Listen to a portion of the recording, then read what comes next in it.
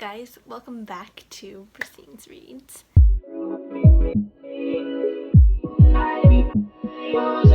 So, today I am reviewing Hostage Run by Andrew Klavan, the second book in the Mind War series by Andrew Klavan. So yeah, don't have really anything fancy to say, so let's jump straight into the summary. Hostage Run is it begins told by the point of Molly, who's the main character, Rick's girlfriend. So Molly gets kidnapped by some of Kurodar's goons, and sorry if you don't know anything I'm talking about, because I'm kind of just continuing this right off from my last review of the first book in the series, Mind War. So if you don't know what I'm talking about, you might want to go watch the other video before you watch this one. Anyways, yeah. So, back to the summary. Molly gets kidnapped by some of Kurodar's goons, and they take her to an abandoned barn in the middle of nowhere. They kidnapped her because they wanted to use her as incentive to get Rick to stop going in the realm, as obviously, they want him to stay out so they can continue on with their little plan to destroy the world. Molly gets kidnapped. Meanwhile, Rick finds out about this. Obviously, he's not happy. You wouldn't be happy if your girlfriend gets kidnapped, right? Obviously. So anyways, he's not happy, and he wants to go rescue Molly immediately, but he receives a video from the kidnappers, a video of Molly, and they're saying that if Rick enters the realm another time, then they will kill Molly, but if he stays out, then they won't kill Molly. So yeah, so Rick is torn between doing the right thing and saving Molly. So eventually they gain some clues from the video that had Molly in it, and Molly directed them to an app on her phone called Jog Hard, which she was using when the kidnappers kidnapped her. And good for her, they forgot to turn it off conveniently during the car ride until it said something, and then they smashed her phone. So the app basically tracked how far Molly ran and what direction, because she was out for a jog when the kidnappers kidnapped her. And based on that clue they found in the video, they were able to find Molly's cloud account and find the app, and the app was uploading its progress to the cloud as they went, so they were able to see approximately how far and in what direction Molly went. So, now that being said, of course Rick wants to be the one to go rescue her, but he can't because he's got to go back into the realm to attend some important stuff, and he's pretty much the only person who can go into the realm and actually survive and have a chance of doing what needs to be done instead of just getting killed within 4 minutes. So they send the little all-around bodyguard, good guy, goon type of thing, Victor 1, to go rescue Molly. So they send him off there, and Rick goes back into the realm to complete his mission. So you may have thought that Rick destroyed the realm in the last mission, but no. He only destroyed the power generator, and there's the entire world still left to be destroyed. So Kurodar had a new invention called the Breach, which is a living a physical link that allows him to control stuff that happens in the real world with a single thought in his brain in the realm. So that's kind of scary. So he's been using it to steal a bunch of drones from army headquarters and stuff, and use them to blow up other places. So obviously Rick has got to destroy the Breach first, but when he gets into the realm, he's also got to destroy this giant spaceship battlecruiser thingy that also has a ginormous octopus space monster attached to the top that's that can look around and see stuff and talk, apparently. So creepy. So he has to destroy that because Kurodar is going to use it on a new attack in real life really soon. So Rick has got to destroy that before Kurodar has a chance to use it And did I mention that he also has to destroy the Golden City, which is basically the battery of the realm, because if he destroys the Golden City, then the whole realm will be destroyed. That's pretty much how it goes. That's not a big task list to accomplish at all, is it now? Anyways, so. But that's only to mention he can do that if he survives before he gets eaten by, like, the billion other creatures that live in the realm and are all Kurodar's little invention minions type of thing.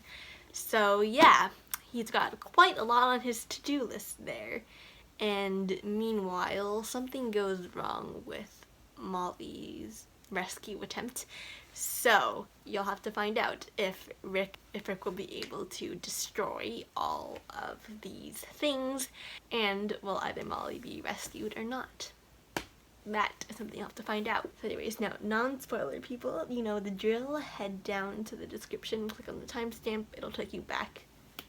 No, it will take you forward to the morals, where there are no spoilers. So, spoiler people, let's start. Okay, this gets complicated, so bear with me. Okay, so Rick destroys the spaceship and rescues Molly. That's basically the short of it. If you want to know the long of it, here we go. Basically, Rick disguises himself as one of the workers that, like, are on the ship. So he sneaks onto the ship and kind of, like, takes control of it now. So he kills the pilot. Well, yes, he kills the pilot. No, so he takes control of a small ship by disguising himself as one of the workers that, like, work on the ship. So he kills the pilot, and then he drives the ship towards the bigger spaceship, which is the one with the giant octopus monster attached to the top. So yeah, basically he destroys the Octo-Guardian and the warship. With one blow, he kind of, like, makes the Octo-Guardian drive the spaceship down into the realm, and it crashes, and all the workers on the ship get killed. So, but then Kurodar has an entire army of drones, like those, not like the drones you use to take videos. No, not those kinds of drones, like the actual military drones who, like, shoot and stuff. So this entire army of those drones headed straight for Molly and Victor 1, as Victor 1 had, like, rescued Molly from the kidnappers, but they weren't safe yet as the drones were following them, obviously. So Rick takes his ship, well, he's still in the realm actually, and Victor and Molly are in real life. So he drives through the breach, which will have some consequences later, but anyways, he drives through the breach. So yeah, anyways, Rick basically saves Molly and Victor 1 by destroying all these drones, just like he just guns them down with the ship. So yeah, he's basically the hero of the day again. Now, he goes back into real life, but he wants to find some way to get his friends Muriel and Fabian. I told you about them last time. They're the people who they sent into the realm to try and, like, stop Kurodar, but then they all died, or couldn't get back to the portal in time. Fabian and Muriel were two of those people, so Rick wants to figure out a way how to get them back into real life. When he recovers from his last episode in the realm, he sneaks into the headquarters of Commander Mars. Remember him from last video? And he finds his way into the room where the bodies of those people who went into the realm are kept. So their brain is, like, still hooked up to the realm, but, like, they're not conscious. Like, their bodies are alive, but they're not conscious because their, like, brain is in the realm pretty much. So he wants to figure out what Fabian and Muriel look like. So he finds Fabian looking perfectly normal, but he moves to the other box where Muriel is supposed to be kept and looks down and almost faints. The end. I'm not kidding you, that's the actual end. So yeah, the end to hostage run. Anyways, let's go on to moral. So, moving into the worldviews. So, as I explained in my previous video on Mind War, Andrew Klavan, I'm confused on whether he's a Christian author, so I'm not gonna talk for like 7 straight minutes like I did last time explaining why. I don't know. You can go watch that video if you would like to know why. I don't know. So yeah, but there are some good Christian morals in here too. Like, there are several characters who profess to be Christians. There's also one character who says that he has, like, drifted away from, like, that he was raised a Christian, but then as he grew up, he kind of, like, just tossed Christianity aside. And long story short, why you should never toss Christianity aside.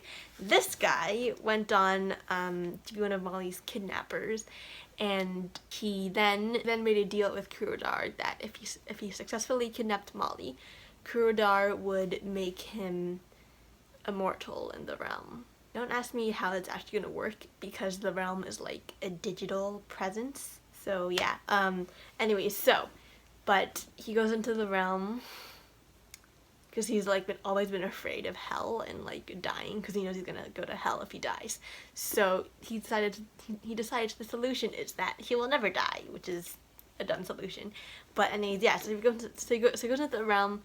So he goes into the realm, and Kurodar turns him into the ginormous octopus space monster that I was telling you about earlier.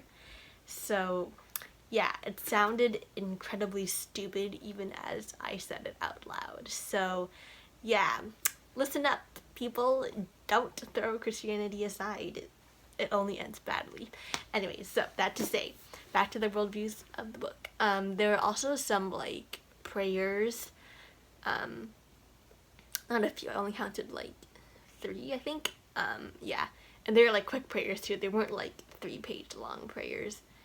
Yes, I read that before. But yeah, they were quick prayers. Also, Kurodar like always mentions himself wanting to be a god and like be able to control the entire world. That's why he's doing this crazy realm thing. Anyways, that's it for the worldviews. So let's move on to foul language. So there are no particular bad words mentioned in this book. There was a mention, and I quote, "As a devout Christian, there were certain words Lawrence Style didn't like to use out loud. But let's face it, he was thinking them." So yeah, but again, no specific words mentioned. So yeah, that's pretty much it. Let's move on to violence. So I will say there is quite a bit of violence here. There's a lot of like action type chases, like wounds, some fights, some killing, but then most of it takes place in the realm. So technically most of it is like digital, so it doesn't actually happen, but then again it still happens in the book. And then there's also some like gunfighting in like actual real life. There were some mentions, people like threatening to torture the character, description of wounds, etc., but nothing like overly gory or super inappropriate for kids. Moving on to romance. So here's the book where kind of like see Rick and Molly's relationship kind of developed out a little bit more. They actually don't spend a lot of time, if any, together in the entire book, since Molly is like spending the duration of the book being kidnapped and held hostage. But we get some like backstory into their relationship, and so yeah, there's also this point when actually I should probably put spoiler alert for those who don't want spoilers. Anyways, yeah, but Victor One kissed Molly, and that helped her realize that she only wanted Rick. Like, she was actually in love with him, because prior to that, she had been like kind of not sure whether she really actually liked Rick or was actually in love with him. But then when Victor One kissed her, then she figured out, I'm in love with Rick. So that being said, okay, so spoiler done, finished. Let's head on. Yeah, that's it for the morals. Okay, let's move on to my rating recommended age level. So I'm gonna rate this book 4 stars. I enjoyed it a lot. Again, I really like Klavan's like suspenseful writing style in general. It's just fast-paced and packed with detail. Keeps you on the edge of your seat. So yeah, and it's a creative plot line with pretty cool ideas and different twists. I'm gonna put the age level at 11 to 12 plus. Again, not because of anything like inappropriate in this book. There's nothing like X-rated, make you tear your eyes out kind of thing. Yeah, so it's all clean so it's all clean and appropriate. But I'm putting it at 11 to 12 because I do think with the amount of like violence and action and some of the content too, I think it's definitely better for 11 to 12-year-olds to handle than like say if I made it 10 and up. But yeah, overall I really liked Hostage Run. I think it was a great second book to the series. Thank you guys so much for watching this video. If you enjoyed it, please give a thumbs up down below and subscribe to my channel for more awesome videos. Next week I'll be uploading the video of the last book in the series, Game Over by Andrew Klavan, the one on the back there. Anyways, so yeah, I'll be doing the review of that next week, so I'll see you guys then. Bye!